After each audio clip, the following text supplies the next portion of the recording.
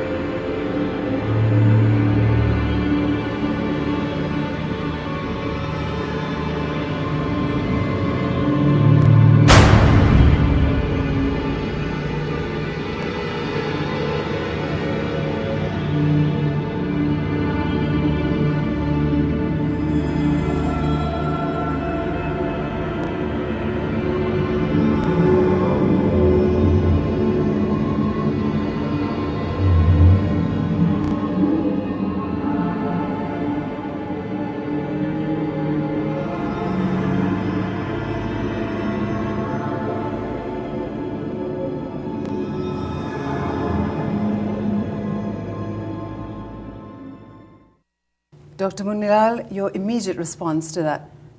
Well, I mean, it depicts the theme of your series, Cleaning Up the Mess. And it, regrettably, it is a vivid and real manifestation of the problem we face in Trinidad and Tobago, and in Trinidad, particularly as it relates to the environment and sensitivity about the environment, not only on the issues of global warming and some of the bigger issues, but in terms of our basic conduct and social values, so that it is a representation and a fair representation, regrettably, of the situation. You're Minister of Housing and the Environment. Yes. One of the People's Partnership commitments, I suppose, before the actual election was that the environment was much too important to put with any other ministry. Now we see that you're Minister of the Housing and the Environment. Sure. Are you going to be able to tackle these two really taxing ministries together? Well, I mean, I imagine that the Prime Minister would have had confidence in me to appoint me to this particular portfolio. I was reminded by a professor in Holland when he heard of my elevation to this office. He says, good, now you are in charge of the needs of the current generation and the needs of the future generation. So the two actually bridge themselves, because a big part of the crisis with housing is also an issue of the environment. The environment certainly deserves special attention. But I find the debate quite interesting, and I read in the newspapers, of course, some comments about it. I did not participate in that conversation. But for me at this moment, my perspective is, look, it may or may not be the best fit. It may or may not be that the environment should be a specific ministry. But let us measure by what we get done rather than who we sit next to. So that, there are clear objectives, there are goals, there are issues to be dealt with. And at the end of a particular period of time, measure success by what is achieved, not by what you are next to or what ministry it is. I mean, it could be right. Ministry of Environment, Housing, Sports, Youth Affairs. It's really what you achieve. It's really what you achieve at the end. Yes. But your ministry also blurs into the Ministry of Works and local government, such as sanitation, drainage. How do you tackle, fixing, separating there's a it comprehensive, somewhat? the schedules have been released only about 2 weeks ago or so. And there's a fascinating amalgam of agencies that are now under the umbrella of the Ministry of Housing and Environment. The CPEP, the Community Enhancement Preservation and Protection of the Environment program, called CPEP, is now with the Ministry of Housing and the Environment. So too is the division called Forestry. So too is the Chaguaramas Development Authority. And there's a common thread that runs through these agencies of that concern with the environment. I had, for me, a delayed honor last week for the first time to introduce CPEP to the Environmental Management Authority. You would think that they would be partners for the last, since CPEP was established, I think in 2002.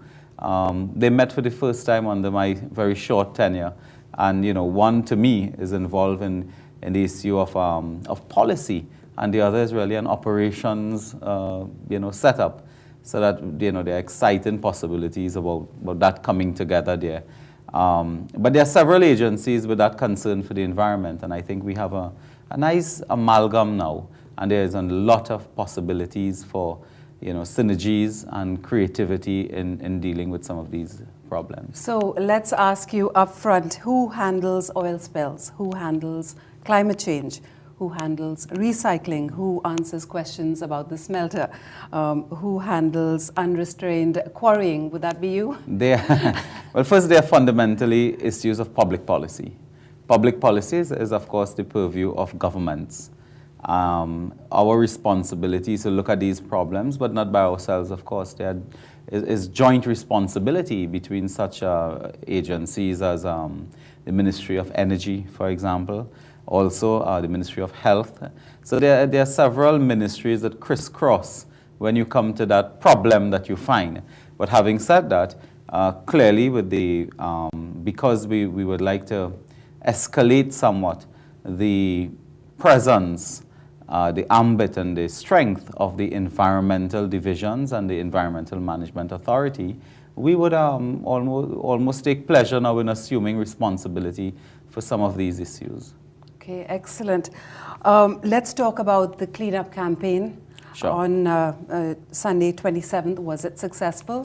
We were extremely gratified. Well, a PR exercise could be successful as well, but it was very, very successful from the point of view of the participation of citizens, of what we call the voluntary sector, the state agencies on a Sunday, of course. The amount of waste, garbage picked up is one indicator, but it's not the only indicator, because the participation of citizens is very important. I also have a related concern with that, which is so positive for us. And I share this pet idea with you that I found from my discussions with, the ordinary people, the man on the street, the woman on the street, children, villagers, and so on, that environment is often seen between two polars, as either a highly scientific, multidisciplinary area, or it means just picking up garbage on the beach. But what we have to do, I think the challenge here is to mainstream the environment into our daily lives so that there are cultural, social challenges involved in that. Attitudinal change is required. And that to me is a big objective of the new portfolio, to build the environment into a mainstream social concern for all, regardless of class or locality and so on. Well, we're going to continue on that vein. When we come back. We're going to take a short break. Don't go away.